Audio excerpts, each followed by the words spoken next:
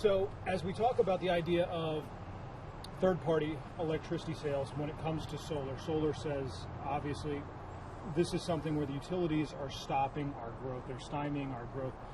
Where does AFP fall on the idea of opening up third-party electricity sales?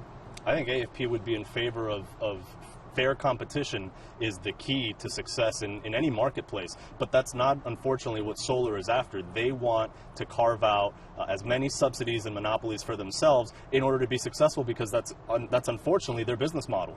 But if we're talking about just this idea that they would show up at your house, they put the panels on your roof, there's no taxpayer hook there per se. They're just signing an agreement with a private homeowner. That seems to be fair, doesn't it? Of course there's a of course there's a taxpayer hook when a solar company comes to your house. That solar company is going to install that $20,000 system on your roof, and they're going to receive that taxpayer subsidy from you, the taxpayer. What about is the idea that they're basically not allowed to sell you electricity from your roof? This is that idea that you can't buy from a third-party vendor. We're one of only 5 states that doesn't allow that. Well, in Florida, we've got a very regulated utilities industry, and the utility company is trying to, in Florida, we have a very regulated utility industry, and the solar company is trying to circumvent that by saying we're so special that we don't have to live by those regulations. We don't have to pay into the grid, and all that's going to do again is just drive up costs for the utility payers. But let me ask you this, because you guys are very, very big on deregulation, let the free market do its own thing. This seems like an area where we're asking for deregulation, we're asking for the free market, and it almost sounds like AFP is saying, no, we're in favor of a level of regulation. Everything, that's always the, so we're concerned that the solar industry, again, is simply seeking out special carve-outs for themselves and trying to play by their own rules and not by the rules that are established to protect the consumer. Do that one again.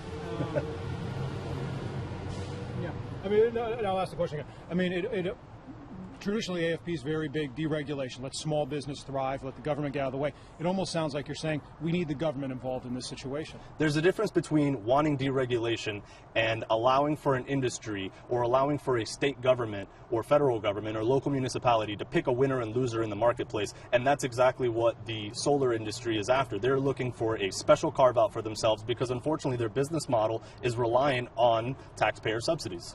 Some people would point out that AFP is largely backed by the Koch brothers, who have obviously interests in utilities, and they may say, well, that's probably where that position comes from.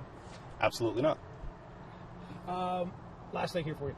As we look out at it, does it make sense that Florida is one of only 5 states that doesn't allow this? It doesn't. Regardless of how many states are taking on the issue, it doesn't make sense for taxpayers to have to pay for somebody else's utilities when our utilities are already regulated, and we should be focusing on bringing down the overall cost of them. And the best way to do that would be to stop subsidizing programs like solar or any other industry that relies on that subsidy in order to survive. And you're talking federal subsidies, because largely our state subsidies are gone at this point. At this point, state subsidies may be gone, but that doesn't mean that there's organizations clearly trying to get the state or local municipalities even to provide those local incentives. Look at how Orange County got their solar panels on the convention center, and taxpayers are going to be paying that for years to come. Company, or are you just... Who? So I started Tiva Energy. We're made up of 2 companies, both owned by Tiva Alternative Energy. So I started Tiva Energy about 5 years ago, and then about 1.5 years, almost 2 years ago, we acquired and brought in Superior Solar.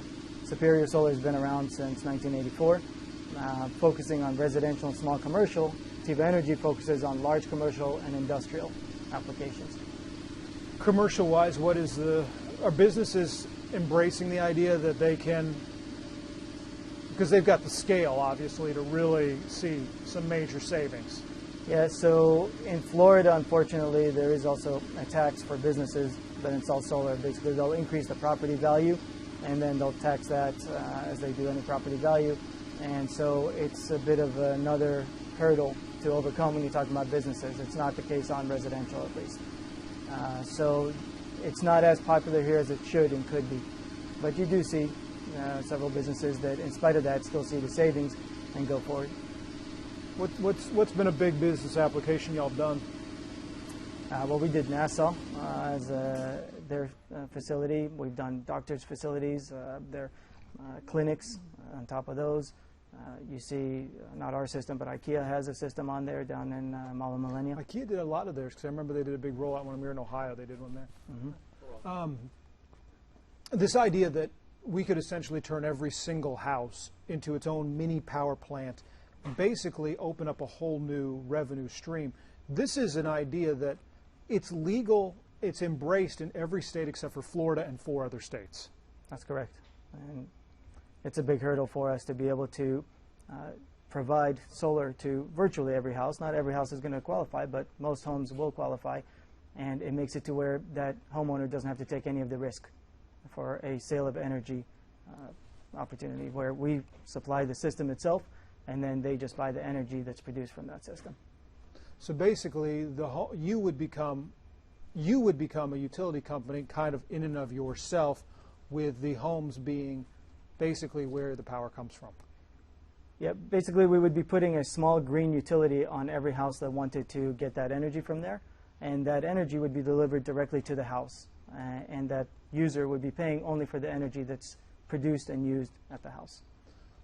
What would the sales pitch be? What's the advantage if I'm a homeowner and let's say this is now legal in Florida? How are you selling this to me? Well, the big benefit is that we come in, we take all the risk. So we supply all the financing, we supply all the design and the installation of the system and maintenance of the system. You would have no responsibility as to the system itself. Your only obligation is to pay for the energy that the system produces. And the great part is that then that rate is below what you pay the utility company for that same energy. So let's say I'm paying 5 cents to get my electricity from Duke. You come in, you put a solar system on my house. I use the solar for half of my electricity a month. For the half that I'm using solar, I'm paying 2. The rest, I'm still paying 5 cents to Duke. Yeah, the numbers actually would be more around 12.5 cents, and then yes, we'd be discounted off of that, but that's exactly right. This is not allowed in Florida. Correct. One of only 5 states in the nation that don't allow it. Hold on, Chris. What's up? My light changed for some reason. Oh. All right, sorry. How frustrating is it that state law seems to stand in the way of progress? State law seems to stand in the way of progress when it comes to solar. It's a big frustration, and it certainly holds our ability to grow and provide cheaper energy to all the homeowners. I mean, we're in a free market society. This is capitalism here in America, and yet this is a monopoly that's restricting our ability to grow and provide more affordable and clean energy to homeowners that want to go with it. And we've also this isn't necessarily a kind of liberal conservative idea. The constitutional amendment that they're pushing has got Tea Party backing. Other states have embraced this idea, including, as I mentioned, Texas already has. You don't find much more red states than Texas. So this isn't necessarily a conservative liberal idea. This is really something that's being driven by the utilities. The fight against it is absolutely being driven by the utilities and those companies that own a lot of utilities. But you're absolutely right. It's politically, the support stretches across all the different factions. We have, as you mentioned, Tea Party supporters that just want to allow free market to do its thing and to allow people to have energy security by providing their own energy on their house. Has no negative impact on the utilities. It actually has a positive impact for their grid. Last thing here for you, we mentioned the grid itself. The argument's always been, as we said, the utilities have got to maintain the grid. They've got to keep the grid there because we're going to eventually, I mean, not everyone's going solar. We're going to need that there. Why shouldn't everyone have to kind of pay in and be a part of this, since we're all eventually tied into it? Well, first of all, when you're going with solar, you're still tied into the grid. And solar is generally not going to offset all of your usage. It's going to offset a good majority of that usage. Second of all, by going solar, it actually reduces the stress on the grid. It reduces the amount of expansion that we need for the grid, just like I-4, where we have the gridlock that happens with high traffic and rush hour. You have that same effect during the day on the grid. All the air conditioning units are operating here in Florida. All the businesses are open, and that's when the grid is stressed with not enough capacity. It's called peak load of the grid. That's when solar works the best. That's the time when the sun is shining in the middle of the day, when solar is providing the most amount of energy. And by providing it on a distributed site, meaning at the house or at the business, then that ends up reducing the load on that whole grid and opens up that traffic jam. So it actually reduces their expenses of maintaining the grid, as well as avoids the expansion expenses that you and I both pay on our utility bills every month. You're a small business owner, and the state of Florida is kind of standing in your way of growing. Unfortunately, yes.